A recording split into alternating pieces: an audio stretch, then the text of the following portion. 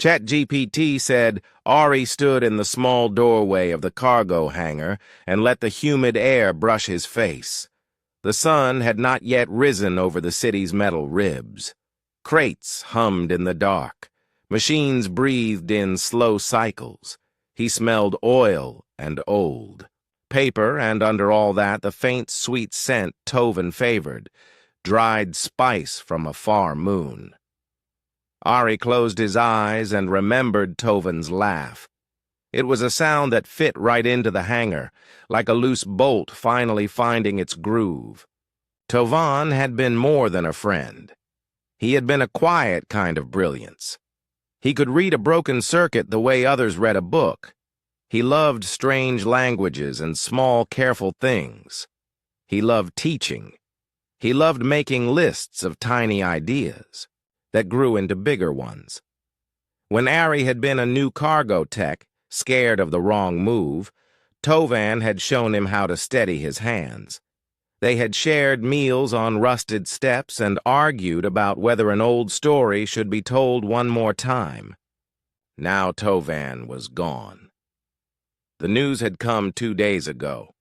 A cold message from a distant hospital station. No fuss, no sound. Ari had gone because friends do not leave things alone. He had stood before the small, pale body and placed a hand over it, feeling a human warmth that had once been a mind. There were other small lights in the room, a few colleagues. Mira stood at the back, small and upright in her quiet way, her eyes as calm as a river. She was Virel. She had taught at Tovan's learning circle. Tovan had called her family.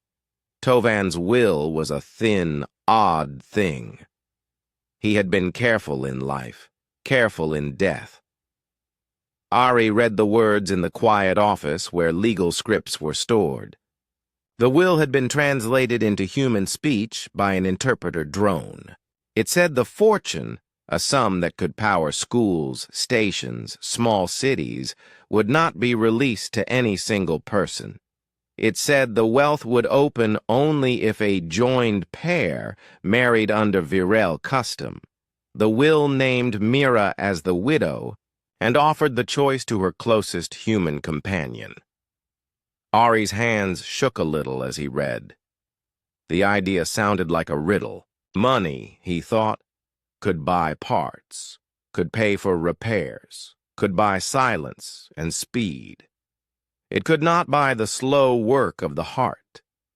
Yet he felt the weight of Tovan's trust resting on him like a thread.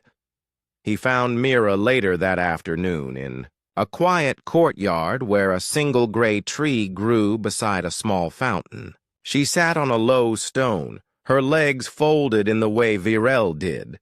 Her skin held the soft sheen of her people. Her voice when she spoke was low and even. "I read it," she said before Ari could. "You read it too." Ari sat opposite her. He tried to keep his words plain. Tovan wanted this to do something good. He made it so only a joined pair could open it.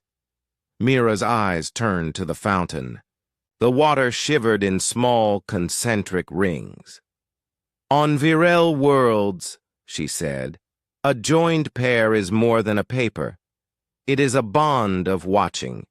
It is a promise to keep what matters safe. Tovan wanted that watching."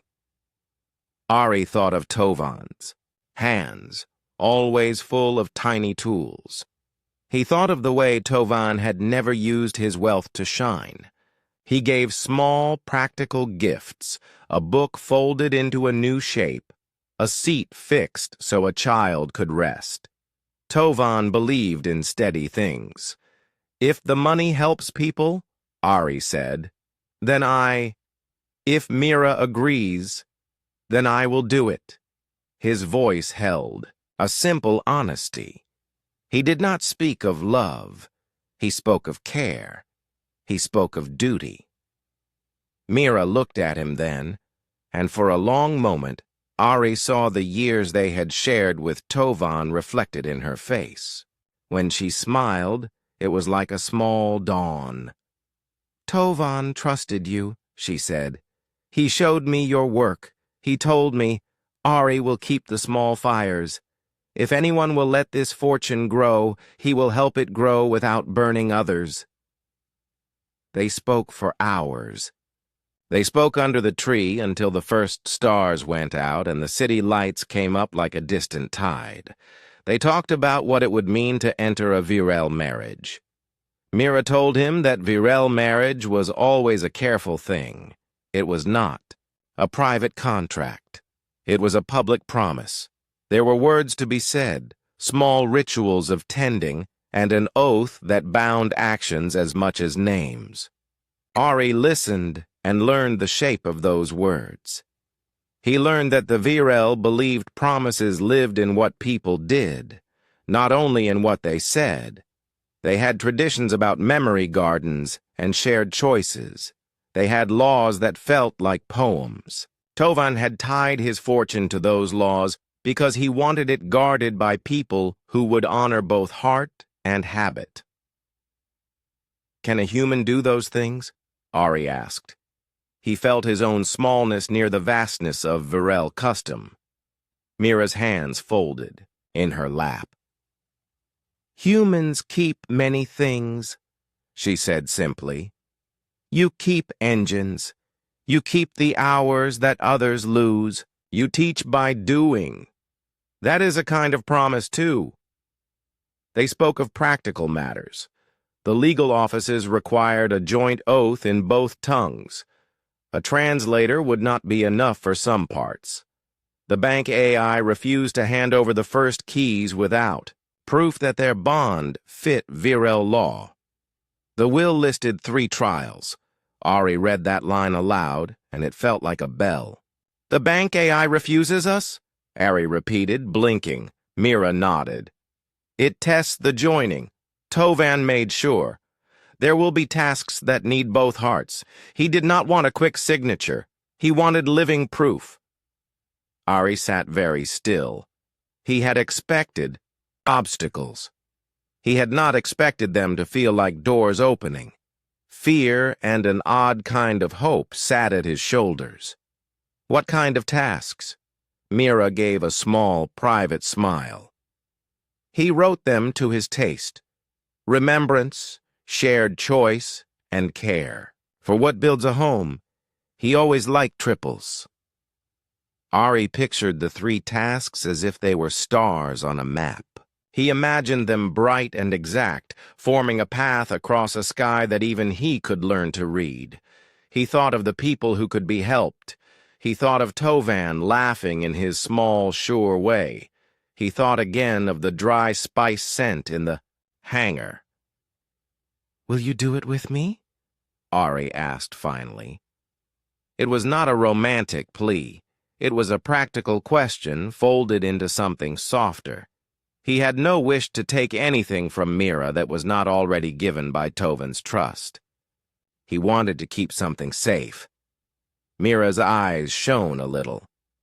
I will, she said plainly. Not because it is easy, but because we promised him once, in small ways, and because the fortune is for more than a name. We will marry by custom. We will pass the tests. We will keep what matters. They agreed to plan the joining in the days ahead. They would take care to speak the old words and to do the deeds behind them. There would be small ceremonies to learn. Ari would try to find his way with the new rhythms of Virel quiet speech. Mira would learn to laugh at human jokes when the mood was right. They would walk into the trials together and do what Tovan had asked. Guard the living promise, not the quiet gold. As the courtyard lights sighed under the coming night, Ari felt a strange peace. He had not asked to be rich.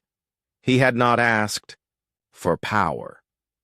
He had only wanted to keep a friend's memory honest. Now the path was clearer. It was not an easy path, but it was one he knew how to walk, one small step at a time with careful hands and a steady heart. Before they left, Mira, reached into her bag and took out a small, folded piece of paper. It was Tovan's handwriting, small, a little crooked. He had written only 3 words: "Guard joy, not gold." Ari held the paper like a promise. He nodded. "We will guard joy," he said.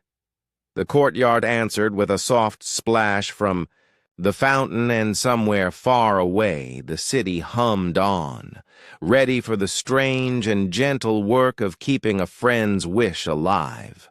ChatGPT said Ari woke before dawn again. He felt the weight of the coming days like a small stone in his chest. The city was already stirring. Workers rolled carts along the alleyways and market lights blinked on like patient stars. He dressed in the same plain clothes he always wore, a worn jacket, patched trousers, and his favorite boots. He wanted to look ordinary.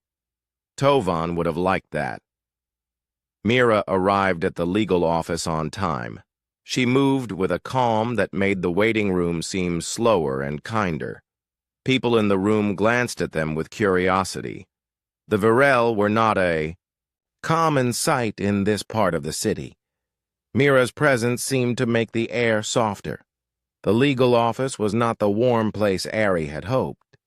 It was bright and full of screens. A pale robot clerk floated by, its lights steady. It spoke in tidy beeps.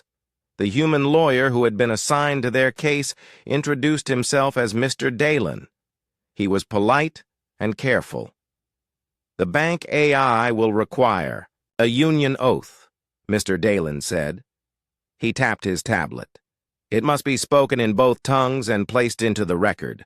Some parts of the Virel ritual cannot be reduced to a single word. The AI will test for sincerity." Ari swallowed. He wanted to say that sincerity could not be tested by machines, but he kept the thought to himself.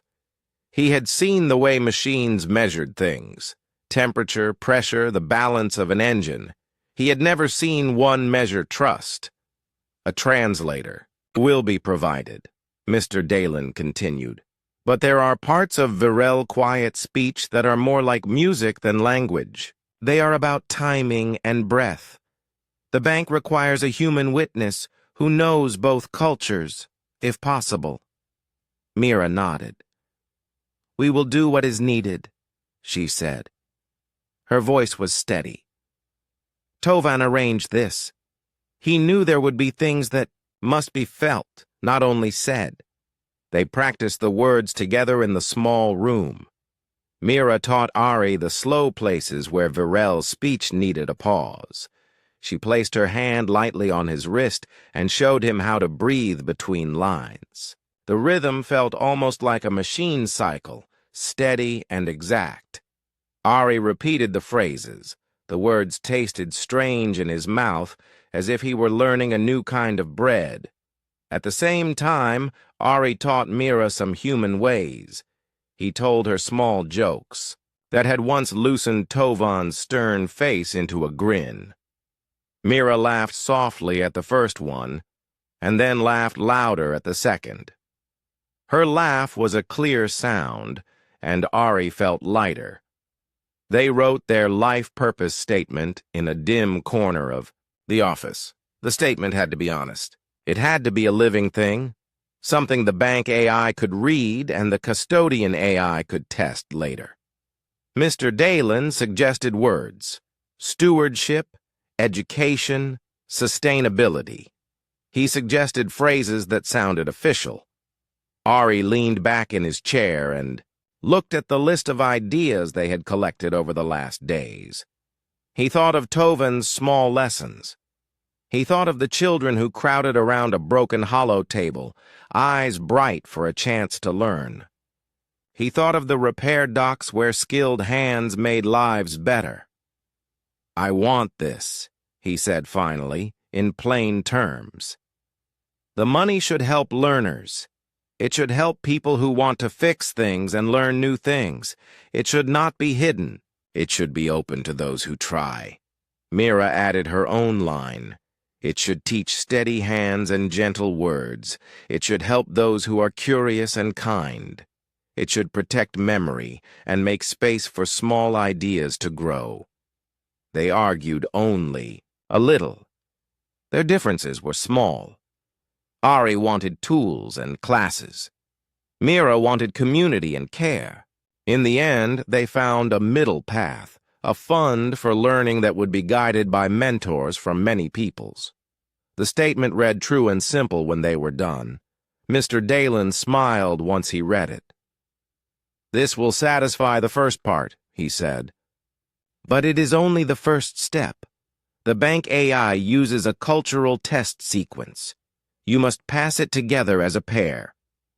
They left the office with a list of preparatory tasks. The first task was to present their life purpose statement publicly in the city archive. The archive was an old building with stone walls and low shelves. When they arrived, a small crowd had gathered. People wanted to know what the fortune might mean. A few had known Tovan. Many had heard of him. Ari stood with his hands folded. He felt his chest tighten. He had never liked speaking in front of people. He had once stood by a broken hull and spoken until his hands could fix it. Now he had to speak so words could create something else. He read the statement slowly. His voice wavered at first. He felt Mira beside him, her presence like a steady beam. When she spoke, the words fit into the empty places Ari left. The crowd listened. Some nodded, some frowned. A child with bright eyes pressed close and watched, like it was watching a new story. When the speech was finished, an old archivist came forward. She tested the wording with a soft question. "How will you measure care?" Her voice was kind and sharp at once. Ari answered plainly. "By who comes back," he said. "By who keeps working after the first month. By letters and small reports. By the sound of people laughing while learning," Mira added. "By the circle of mentors. By rules that pass stewardship to others when a mentor grows old. If one fails, another steps in." The archivist smiled. "Honest answers. We will include this record in the registry." The bank AI registered the public record as a valid first impression. A small amber light blinked on in Mr. Dalen's device. It was not a sash of victory, but it was progress. That night, they walked the city in silence for a while. The streets smelled of fried comfort food and hot metal. Ari felt tired but pleased. They talked about small details, how to find mentors, where to begin a classroom, whether to fix the old quiet station Tuvan loved. They found themselves laughing at odd memories Tovan had left. The way he kept an impossible number of tiny tools in a jar, the way he marked his books with folded corners like secret messages. "You make a good team," Mira said as they paused. Under a street lamp. Her shadow touched his shoe. Ari looked at her and saw not only the virile scholar, but the person who had sat with Tovan as he rested, who had hummed low songs at his bedside. He felt a warmth that was neither claim nor contract. It was just humanness, simple and plain. "We will need more than words," Ari said. Tovan left 3 trials. The will said the first shows memory, the second shows choice, the third shows care. We may learn that each trial asks something different. Mira unfolded a small map from her bag. Tovan's handwriting looped along its margins. There were careful marks, dots and lines that meant places only someone who knew Tovan would find. One line had been drawn in a slightly darker ink.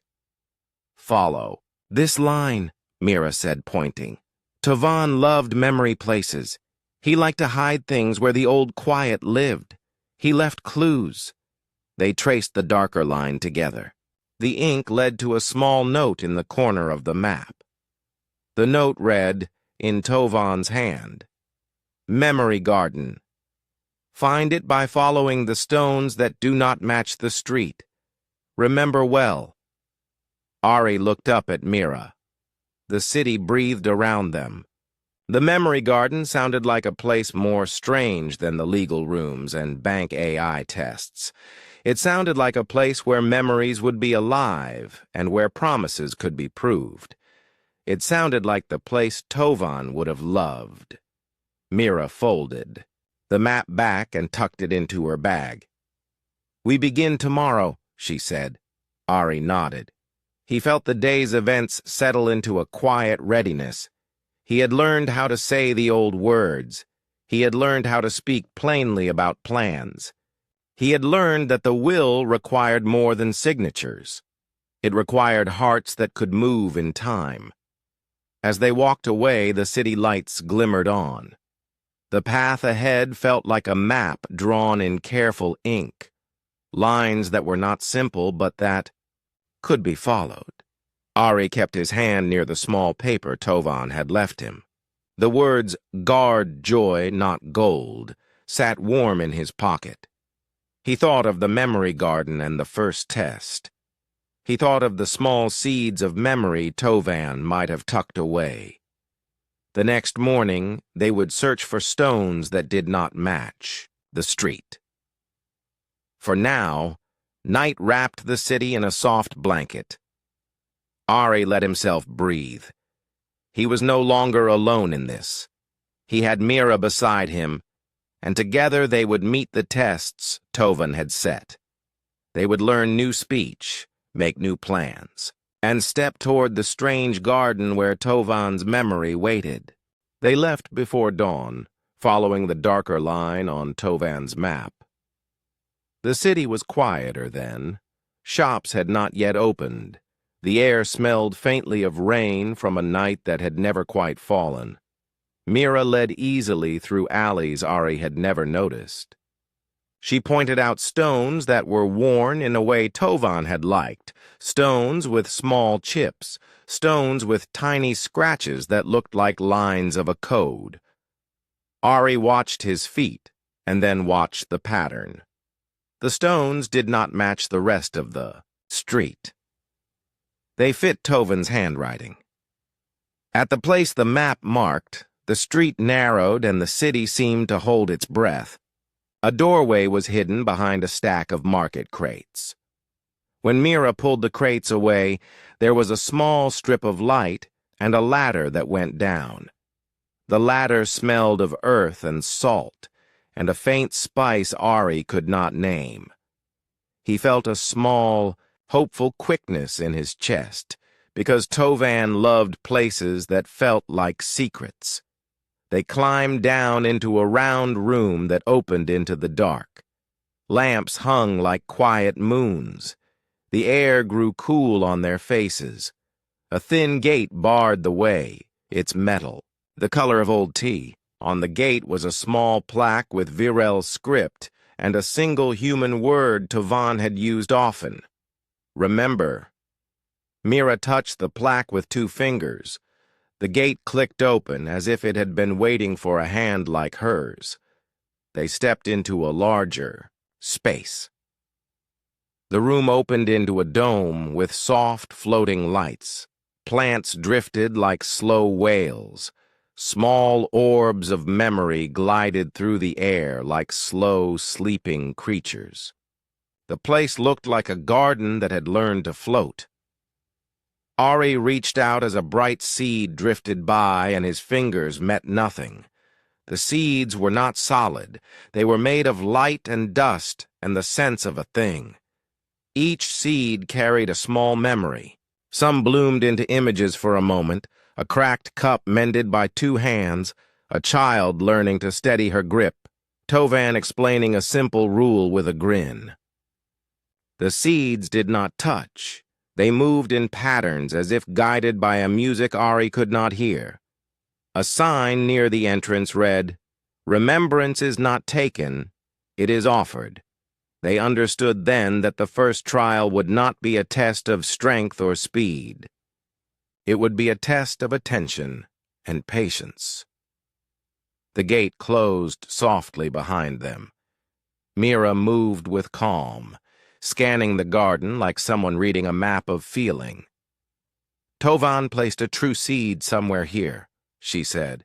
It hides like everything he loved among small bright things. We must find it without disturbing others. Ari realized his breath felt loud in the silent place. Each breath pushed air in small waves. He watched how the floating leaves shifted. Then he noticed something small and strange. When he breathed out slowly, the tiny seeds drifted in a way that made a path. When he held his breath, the air steadied and the seeds slowed. He tried it again, on purpose. He breathed out in a gentle, careful way, making a tiny current. A thin line of dust moved with the air, and a small seed drifted closer to his hand. It was a simple trick of physics, but in that quiet, it felt like an art. He smiled at the smallness of the solution. Tovan would have laughed. Mira saw him, and her face brightened a little. She hummed a low Virel tune that felt like a memory of rain. The melody rippled through the garden. When Mira hummed, some of the seeds brightened with small sparks. The garden seemed to answer her song. Ari felt a warmth in his chest, because the human and Virel ways fit together there like two parts of a machine that had been built to work as one. They moved slowly, using breath and song. They did not touch the seeds. The rules of the place required gentle hands, not greedy ones. They followed the path made by Ari's careful breath and Mira's song until a seed drifted near a small stone that looked like a tiny, cracked heart. The seed pulsed, and then paused as if it was studying them. Ari held his breath, and then exhaled the tiniest, steady stream. The seed moved and came to hover between them. When Mira reached out, she did not touch it. She cupped her hands under it as if it were a falling leaf. The seed floated into the space between her palms and glowed a warm color. For a moment the garden was still. Then the seed opened like a small flower, and a scene poured out of it in soft light. They saw Tovan seated at a little table with a cup of spiced tea. He laughed at something small. His laugh was a soft sound that made his eyes sparkle. Mira watched the image, and a thin smile crossed her face. Ari saw the way Tovan's fingers moved, the exacting but gentle motion of someone who worked with small things. Then the memory shifted, and Tovan spoke. His voice in the seed was a recorded whisper of the past. Guard joy, not gold, he said. The words a small, bright thing that fit into the garden like a seed. Ari felt the line of his throat move. The words landed inside him as if they had been meant for this exact moment. He thought of the paper Tovan had left, folded small, in his pocket. He thought of all the little acts Tovan had done that had meant more than any sum of money. Mira watched the seed as it dissolved into warm light and left a trace that smelled faintly of spice. The garden shivered and then became quiet again. Around them, other seeds drifted. None of those seeds were the true one. This memory felt like the center. It held not only Tovan's face, but the reason he had bound his fortune to tests. It was not about hiding wealth, but about making sure what it did would be true to something living. Mira folded her hands and spoke softly.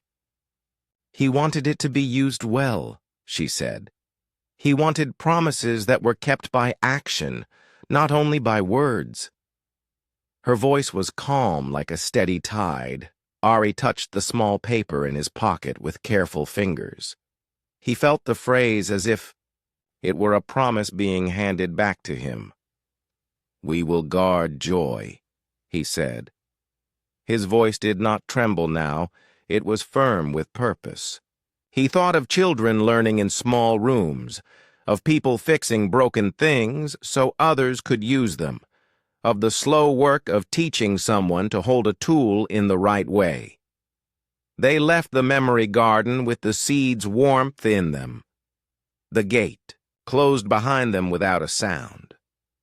The map's dark line led them back to the surface and to the sunrise. Along the way, Ari and Mira spoke quietly about what they had seen. They planned how the fund might start with small classes and careful mentors. They spoke of building a place where small ideas could be tried without fear. At the top of the ladder, the city's noises returned. A vendor called out in a friendly voice. A child chased a pet across the street. Life continued as if the garden had always lived in a small pocket beneath the city. Ari felt lighter, as if some small stone had been taken from his chest. They had the first memory. It was a bright truth that would help them in the next test. The will had been clear that the second trial would demand shared choice. Ari thought about that as they walked. He liked to fix things where one hand could decide. He was used to single choices. Now he would have to learn to share choice in a way that would build trust rather than slow it. Mira walked beside him, and Ari knew they were no longer two people following a map alone. They were a pair who had found a seed of the past and kept it safe. The path ahead was not finished, but it felt possible. The bridge hung between two old orbital platforms like a thin ribbon of light. It was called the Bridge of Two in local maps, though few people crossed it now. The air around it smelled of metal and ozone. Small stars peeked through gaps in the panels. Ari and Mira stood at the bridge entrance and looked at the floor. The bridge plates were smooth and pale. Each plate had two shallow circles near the center. The circles glowed faintly, waiting. A plaque at the entrance read, "Shared Steps. Bind shared fate. Each plate lights only when both choose the same path." The rule felt simple. The challenge was not in the rule. It was in making choices together without fear. Ari tested the first plate with one foot. Nothing happened. Mira stepped onto the second circle. The plate blinked, but did not full light. Mr. Dalen had warned them. The second trial would show whether they could share authority. It would ask them to make linked choices about resources, time, and care. The bridge would not let them pass unless they agreed. They took the first panel together. Two lines of options rose up in soft letters from the surface. The choices were not small. They were the kinds of decisions that could change lives. One set read, "Invest for quick returns. Fund technologies and businesses that will return. Credit fast." The other read, "Invest for steady growth. Focus on education, mentorship, and slow building." The plates pulsed, as if asking them, "Which do you choose?" Ari felt the old tug in his chest. He was a practical man. He had fixed radios with duct tape and patience. He had traded hours for parts so that a family could have light. He saw the need for money to move quickly.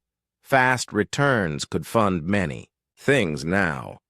Fast money could buy tools and build classrooms in months instead of years. He pictured repaired ships leaving docks full of goods and students sitting in a room with new devices.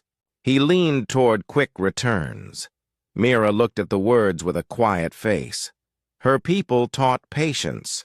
They had gardens that grew with careful cycles. She thought of slow growth, the way a young tree learned to hold wind. She saw how education shaped a whole life, not only a single season. She felt that steady funding would protect small projects and keep them true to purpose. Mira favored steady growth. They stood on the plate and spoke at the same time. "Quick returns," said Ari. "Steady growth," said Mira. The plate did not light. The bridge hummed with a faint disappointment. They backed off and walked to the next section. Another choice presented itself: public access now or structured, mentorship first. Ari thought of people who needed tools this week. He wanted doors to open. Mira thought of careful mentors who could guide the newcomers so that the tools were used well. Again, their answers did not match. They moved through several plates and tried to match. Sometimes they matched on small things. Keep records open, ensure transparency, share teaching materials. These plates lit green and gave a soft chiming sound. Each small match made them both smile. The bridge seemed to encourage small agreements. Ari began to study the plates like a mechanic studying a panel. He noticed patterns. The plates did not ask only for identical words. They asked for shared intent. A plate might present two choices that looked different, but could be joined by a plan. He touched Mira's hand and pointed. "What if we make a plan that fits both?" he asked. Mira looked at him. The Virel in her listened first. She took his idea and folded it into the quiet way she thought. "Explain," she said. Her voice was simple and careful. Ari leaned closer to the plate. He said, "We make a fund with two streams.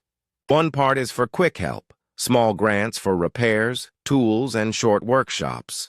The other part is for slow growth, mentors, long courses, and community spaces. Both are in the same ledger. Both are open to view. Both have rules, so one does not eat the other." Mira's eyes brightened. She liked systems that tied action to meaning. "And we build trust circles," she said slowly, tasting the idea. "Small groups of mentors from many peoples. They will decide the slow grants together. The quick grants will be approved by a rotating panel that includes a mentor from the trust circle. That way, immediate help has a steady voice." Ari drew a small diagram on the plate with a fingertip. The bridge took his trace and made the lines glow. He added a simple rule. Every quick grant needs a mentor sign-off and a short follow-up. Mira suggested a second rule. If a project grows beyond a small size, it must invite a trust circle review and share mentors. The plate showed an option: transparent ledger with dual streams. It paired Ari's word for practical action with Mira's word for steady care. They looked at each other. This was not a compromise that gave them less. It was a design that used both of their strengths. They stepped onto the plate together and chose the new phrase. The circle glowed green. The plate lit fully and a soft bell rang. The bridge accepted their joined idea. Encouraged, they moved further. A new choice asked how they would measure kindness. Ari had suggested simple metrics earlier: returns to the community, attendance, fixed devices. Mira had offered quiet measures: letters of gratitude, stories of change, mentors' notes. Again, they found a way to combine numbers and stories. They chose a system that recorded tangible outcomes and collected small letters and notes as part of the ledger. The bridge responded to the joined language. Lights moved under their feet like a river finding its bed. Where once there had been a line of dark panels, now a path of light widened. Their agreement did not need to be perfect. It only needed to be shared and honest. On one long stretch, the plates asked a question that made both of them pause. It read, "Who decides when the pair is not here?" The gravity of that question sat heavy. If one person left, or if both were gone, who would keep the fun true? Ari and Mira both thought of heirs and of greedy hands. Neither liked the idea of a fortune making others small. They spoke slowly. Ari proposed a rotating community board with stewards from many districts. Mira added trust circle elders who would mentor new stewards. They agreed that no single person would hold power. The bridge accepted the plan with a warm glow. As they crossed the final arc of plates, the bridge spoke in a small, soft chime, and a thin ribbon of light rose to meet them. At the center, a panel opened and displayed a single line of text. Shared. Choice proven. Passage allowed. A soft wind moved across the bridge, carrying the scent of spice that Ari always thought of as Tovan's. They stepped off the bridge onto a small platform. Beyond it, a narrow passage led into a dark tunnel. The tunnel's mouth had an old mark. Tovan's familiar looped handwriting pressed into the metal. Mira held Ari's hand for a moment. The touch was small, but it felt like an agreement more than any word. They had learned to shape choices together. They had found ways to make human practicality and Varel care fit. At the tunnel entrance, a small plaque read, "Home awaits those who build it." The phrase felt both like a promise and a question. Tovan's will had said the third test would be about care, finding a home for the fortune that would not be a vault, but a place that grew. Mira unrolled the folded map she had kept. The ink path continued past the bridge's place. The next, Mark showed a quiet station between old rails and a small cluster of shelves. It had been a place where Tovan had taught, perhaps the quiet station he had loved. Ari studied the map. He let his fingers trace the line. He thought of classrooms, small tools, and steady mentors. He thought of the bridge's plates that had lit when they chose together. He felt ready. "Shall we go?" Mira asked. Ari smiled and nodded. "We go," he said. The tunnel swallowed them, and the city's starry lights faded behind. Together they moved toward the quiet station and the last test of care. The quiet station sat under a low blue sky that had once seen better days. Its roof was patched with old metal plates, and vines had started to climb one corner. A faded sign above the door read, "Quiet Station," in letters that had once been bright. Ari pushed the door gently. It opened with a careful creak, like a page in a book being turned. Dust moved in the slant of light. Shelves leaned, machines rested like quiet friends, and small chairs waited with patient backs. Inside, the station smelled of oil, paper, and something softer, books kept too long in warm places. The main room spread out like a small hall. On Chap A, one side, a bench of work tables was lined with tiny tools, spanners, files, a wire bender, a set of small lenses. On the other, a low rack held shelves of worn journals and learning kits. A chalkboard still stood by the wall. Someone had once drawn a diagram of how to fix a small motor and left it in neat handwriting. Ari knelt and ran his fingers along the workbench. He felt a small, familiar thrill. These were tools that had been used by careful hands. Each one had a story. A bent screwdriver fixed once, a soldering iron that had warmed many small projects. Tovan had loved places like this, small rooms where people learned by doing. Ari looked to Mira, whose eyes had the steady light of someone reading old songs. She stepped lightly among the shelves and gently lifted a small music box that had been wound too many times. "Look," Mira said, pointing to a narrow drawer. Inside were small objects Tovan had left: a folded paper star, a thin metal key with a loop like a question mark, and a tiny slate that had a simple rule etched on it. "Share what you learn." Ari smiled. Tovan had always kept little puzzles. They began to explore the station room by room. In a corner classroom, they found old lesson plans. In a small library, there were books on basic mechanics and simple codes. At the back, a low hatch led to a maintenance crawl space. Ari pried it open and peered in.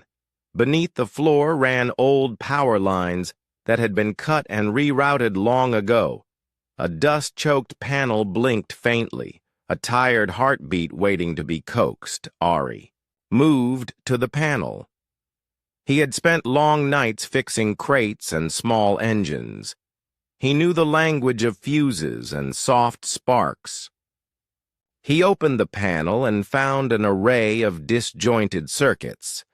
Some had been clamped with makeshift connectors. Someone had tried to keep the station alive for a while and then stopped.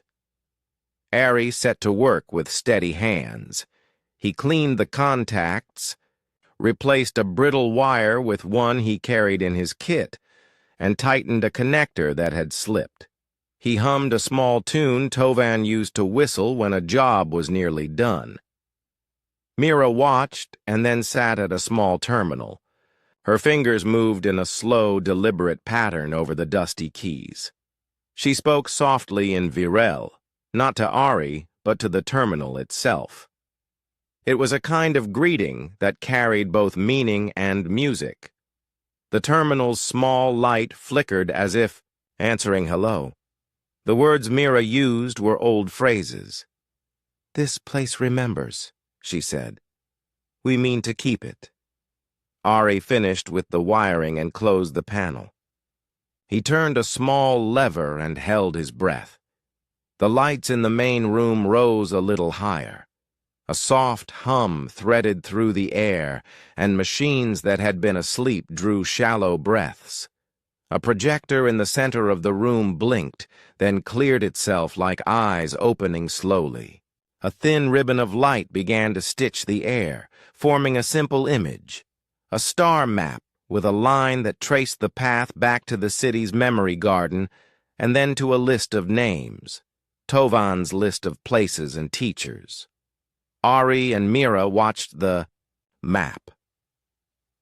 It was like a small, living thing. Where the line ended, the projection showed one more place, a small room labeled Custodian. Under that label, a note in Tovan's handwriting said, "Wake when you will teach." Ari touched the note and felt a quiet warmth. He knew what Tovan had wanted. A place not only to shelter things, but to set them moving. Mira stood and walked to the center. She reached out and placed a tool from the bench in the projector's tray, as if offering it. The projector accepted the tool and added a glow to the object on the map. A mechanism under the floor softly turned. The projector then asked, in a gentle voice that belonged to machines that had always been kind, "Who awakens the quiet station?" Ari felt the words like an invitation. He looked at Mira. Both of them had a small key like the one from the drawer tucked in their hands. Tovan had left keys for people who knew how to open a place with care. Ari turned his key in his fingers and thought of all the small repairs he had made.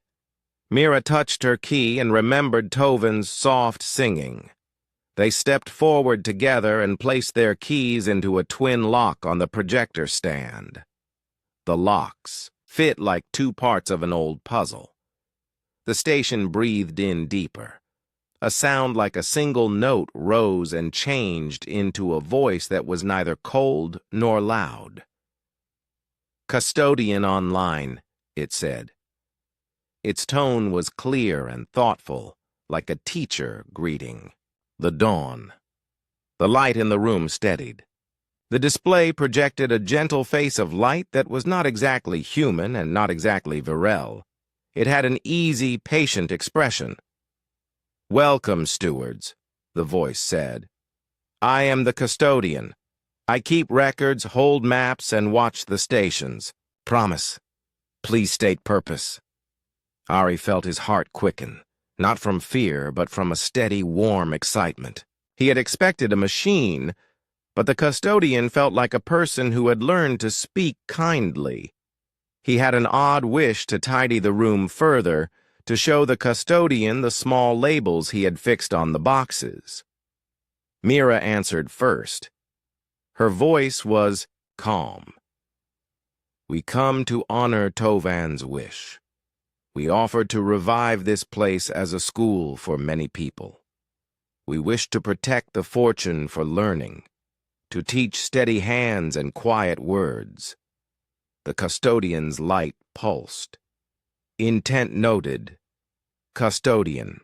Awaits governance plan and proof of joint stewardship. The station had a voice that asked for plans and for care. It would not open its vault without them. That was sensible and clear. Ari felt the familiar tug of tools and plans.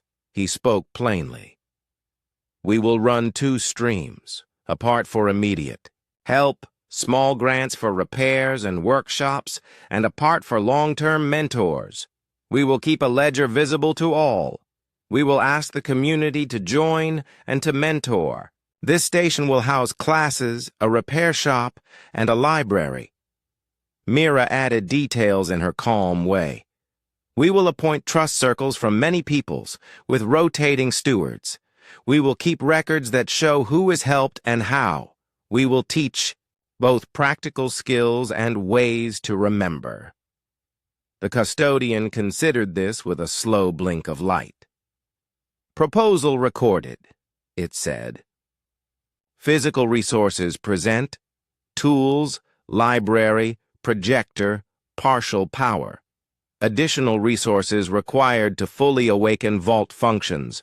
Proof of joint stewardship required, evidence of memory, shared decision, and care practice." Ari took a small breath. They had already found the memory in the memory garden and shared choices on the bridge. Now the custodian wanted proof of care. He looked at the room and thought of the small things they could do. Open lessons for a week, invite a mentor, fix a device and teach 3 people how to fix it too. Mira smiled a little. "We will begin with simple classes," she said. "We will fix this place and teach others to fix things. This station will keep living proof." The custodian's light brightened like a pleased nod. "Commence initial activation. Awaiting records input." Ari felt a small surge of joy. The station had opened its doors to them. It would be the home that Tovan had wanted, but only if they kept it alive with actions, not only words. He looked to Mira and saw the same quiet resolve. They would bring mentors, students, devices, and stories. They would show the custodian that care can be measured in work and in warmth. As the station filled with a gentle hum of machines waking, Ari placed a small sign on the workbench. He wrote with a steady hand, "Promise School, Beginning." It was not yet a grand name, but it was true. Mira set the folded paper with Tovan's words beside it. Guard joy, not gold. Outside, the city moved on. Inside the quiet station, old lights glowed a little brighter. The custodian watched patiently. The last trial waited further ahead, but for the first time the path felt close. Ari and Mira had found a home that was more than a place. It was a promise that could be kept by doing small things, day after day. ChatGPT said, The quiet station hummed with a new kind of life. Lights that had been dim now glowed steady. A small board on the wall listed simple tasks: clean the shelves, fix the projector, set up class chairs. Ari moved among the benches with a toolbox at his side. Mira arranged books and smoothed out a stack of lesson cards. Outside, a faint line of people waited. Neighbors curious and a few old friends of Tovan who had heard the station might be awake again. The custodian's face of light watched them from the projector. It had a patient tone. Initial activation acknowledged, it said. Record of memory and shared choice present. Final requirement, demonstrate care practice. Answer 3 questions for full access. Who is the fortune for? What happens if the stewards are not here? How will kindness be measured? Ari felt the question like a small bell. He had prepared simple words, but this moment asked for more than plans. It asked for heart behind the plans. He wiped his hands on his trousers and stepped forward. We will answer plainly, Ari said. His voice was steady. The fortune is for learners, people with curiosity and will. It is for those who will build, fix, and teach others. It is for small projects that help people live better. A repaired heater, a class on simple coding, a toolkit for a child who wants to learn. Mira added, It is for those who make room for others to try. It is for teachers who will not close the doors when new faces arrive. It is for those who keep memory and share it gently. The custodian blinked once. Clarify selection process, it asked. Ari pointed to a small board where they had pinned a simple plan. We will offer 2 kinds of help. Quick grants for immediate needs, repairs, short workshops, toolkits, and long grants for steady projects, mentoring programs, longer courses, shared spaces. Quick grants are small and approved by a rotating panel that includes a mentor. Long grants are proposed to the trust circle and approved with review. Mira explained the trust circle. Mentors from different communities. Each mentor serves a set time and helps pick projects. When a mentor's term ends, new mentors are chosen with community input. No single person can make all choices. The custodian hummed. Recorded. Next question. Contingency if stewards absent. Ari had worried about that. He pictured losing, the work to silence. He pictured a vault filled with unused tools. He also remembered Tovan's idea of a living promise. We will set a rotating governance, Ari said. If both stewards are absent, the trust circle steps in. A community board with representatives from nearby districts will convene. The ledger is public. All decisions are visible. If a steward fails to act, the board can appoint interim caretakers. Mira added a small, careful rule. We will include an emergency protocol. If the station receives no updates for a full cycle, an automatic notice will go to the trust circle. The circle will have a limited power to appoint temporary stewards to keep projects running. The custodian's light flowed through a series of soft pulses. Contingency protocol accepted. Its tone carried a note of approval. Final question. Measurement of kindness. Ari smiled at the phrasing. Kindness is not only warm words, he said. It can be seen in small things. We will measure both outcomes and stories. Outcomes. Numbers of repairs completed, hours of teaching, number of people helped. Stories. Letters, testimonials, projects that continue after the first grant. He tapped a rough ledger where they had begun to write sample entries. Each project will include a simple follow-up. Did the repair hold? Are the students still meeting? Did the teacher find a new mentor? We will collect short notes from participants. Mira held up a thin packet of folded papers. We will invite a gratitude record, she said. The trust circle will keep a collection of short letters and small drawings from those helped. These are not just reports. They are memory. They will be part of the public ledger. The custodian will log both numbers and notes. The custodian processed the answers with a slow blink. For a moment, the room felt like the quiet before rain. Then the voice brightened. Responses accepted. Please demonstrate care practice within initial activation period. Ari straightened. How long is the activation period? He asked. 7 cycles, the custodian said. A cycle equals the city's week. During this time, initial funds will be provisionally available to begin operations. Full access unlocks upon satisfactory care record. 7 cycles felt like both a small and a patient thing. Ari counted the days in his head and imagined small classes filling the room. He felt a steady excitement rather than rush. Mira unrolled a list of simple first steps. We teach, she said. Fix the heater, run a repair class, invite 3 learners, collect notes. Ari liked the plan. He gathered tools and cleaned the work tables. He posted a small sign at the station entrance. First week, tool repair class. Come with broken things. Mira set up a small table for letters. She made neat slips and a wooden box where people could drop short notes about what the station meant to them. By midday, neighbors had trickled in. An old woman came with a radio that had lost its voice. A young boy brought a toy with a stiff wheel. A teacher from the next street arrived with a list of children curious about machines. Ari showed how to open a radio gently, how to find a wire that had loosened.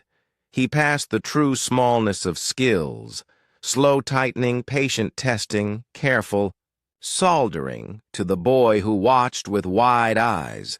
Mira taught a different lesson. She showed people how to write a short note about what they learned.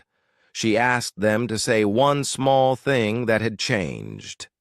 The old woman wrote with a slight tremor, "Now my granddaughter hears the stories again." A young mechanic wrote, "I fixed my neighbor's heater and learned a new twist."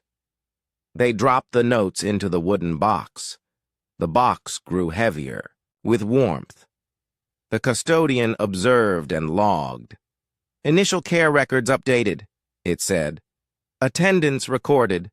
2 repairs completed. 4 notes received. Word spread slowly, honestly. By the 3rd day, 3 mentors from nearby workshops had come to see. Each checked the plans and offered small suggestions, better labeling for tools, a simple schedule so classes did not overlap. The mentors agreed to take turns being on the rotating panel for quick grants. A teacher offered a spare set of books for the library. Ari and Mira recorded everything in the ledger the custodian watched. They made a rule. Every quick grant must include a short note from the recipient after 3 cycles. Every long grant must include a plan for mentorship after 1 year. They wrote the rules plainly so anyone could read and understand them. At the end of the week, a small crowd gathered as the custodian announced an update. "Care record review complete," it said. The room waited, breaths held small. Initial activation indicates meaningful practice of care. Attendance and outcomes. Acceptable. Provisional funds available. Continue stewardship protocol. Full access pending completion of 7 cycles. People clapped softly. Not loud celebration, this was not the sort of place for fireworks, but the sound was warm and true. Ari felt the small stone he had carried for days shift into something lighter. Mira placed a hand on his arm. They had answered the custodians' questions not with papers alone, but with action and small, steady kindness. As night fell, they sat at the workbench and read the notes from the wooden box. Each letter was a small thing. Thanks, a sketch, a promise to return. They pinned the notes to the wall like small, bright flags. Outside, the city kept moving. Inside the quiet station, the custodian's light glowed steady. The initial funds were now ready to be used slowly and carefully. Ari and Mira had one more task: to steward the funds so that the Promise School, if that would be its name, could grow without losing the smallness that made it real. They had passed the custodians' test for care and action. The path was open, but the journey had only just begun. The Promise School filled slowly. Word moved through the city in a quiet way. By visits, by fixed radios, by a teacher who told a friend. People came for small things: a broken toy, a stubborn heater, a question about a spool of wire. They stayed for the lessons because the classes were different. They learned with hands and with stories. They learned by trying and by making small mistakes that were then fixed together. Ari taught many of the practical sessions. He liked clear steps and patient practice. He showed how to read a circuit like a map, how to trace where a problem began, and how to test gently so nothing broke further. He made lists on the workbench. He let the students hold the tools first. He watched the way a child's fingers curled around a soldering iron like a new key finding its lock. He felt proud, not in the loud way of a prize, but in the quiet way a machine fits when it is put right. Mira taught memory work and careful speech. She helped people tell simple stories about their repairs and lessons.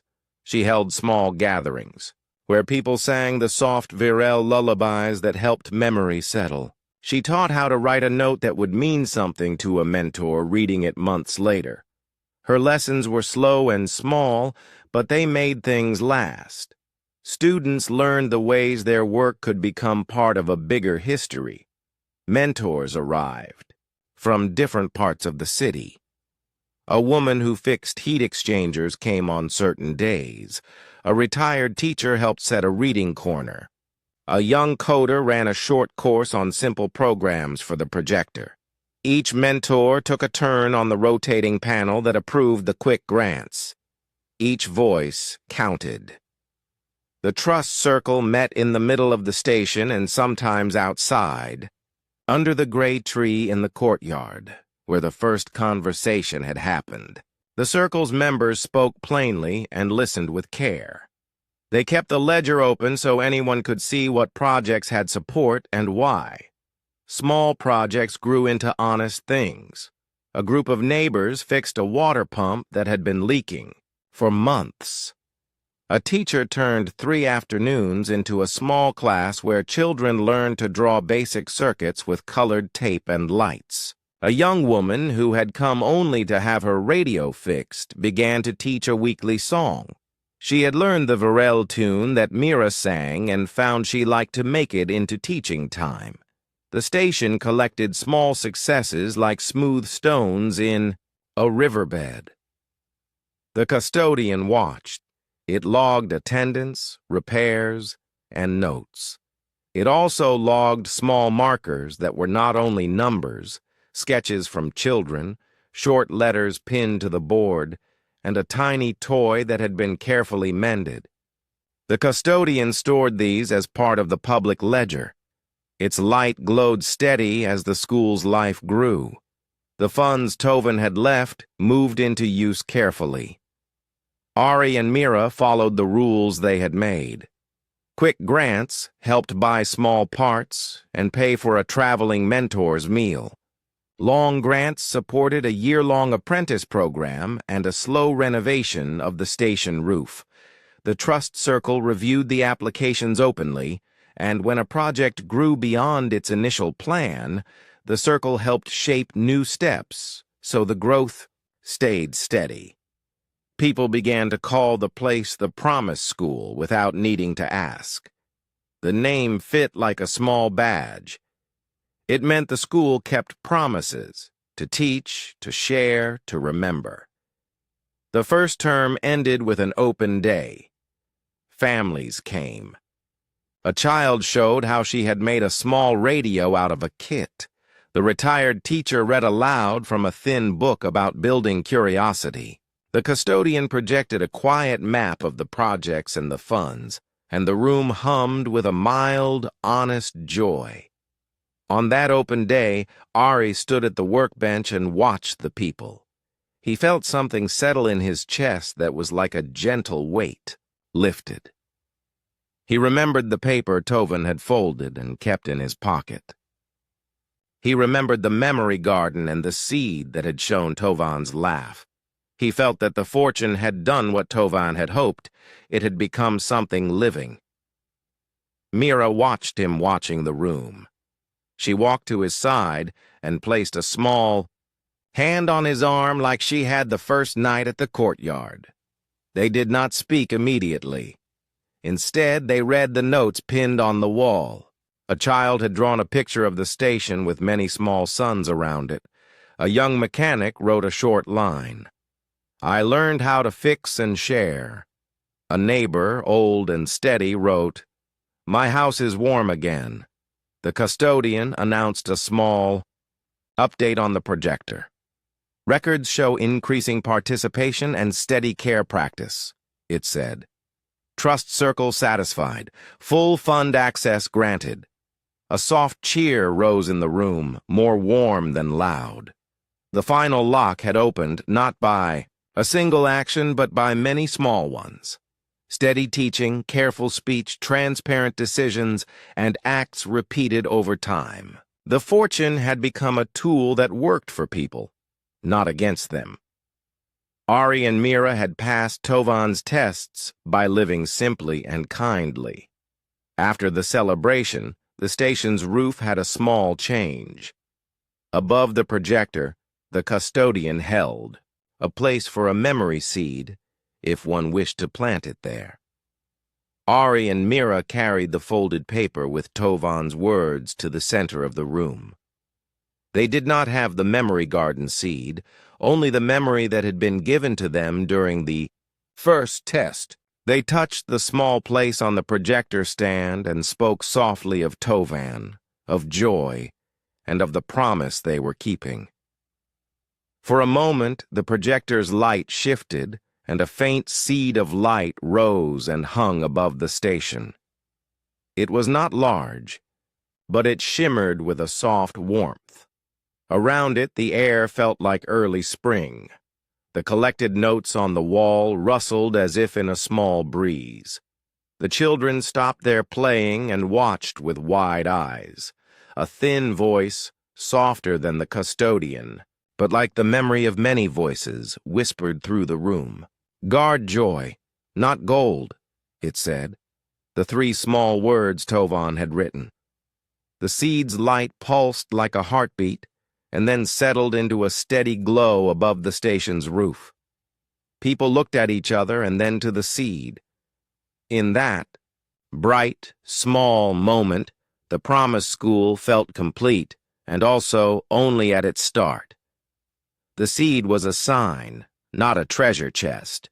It reminded them that the work would need tending, classes, mentors, rules, kindness, and the habit of helping each other. Ari and Mira closed their hands around each other's in a quiet way. Their marriage remained a simple, companionate promise, more about watching and work than ceremony. They still kept the joined oath alive in the small actions of the school. They answered letters, fixed tools, and helped pick new mentors. They were stewards and friends, and they learned every day how to balance the practical and the gentle. Months later, a small visitor left a note on the station's wall. It read, "I came for a repair. I left with a plan." The Promise School.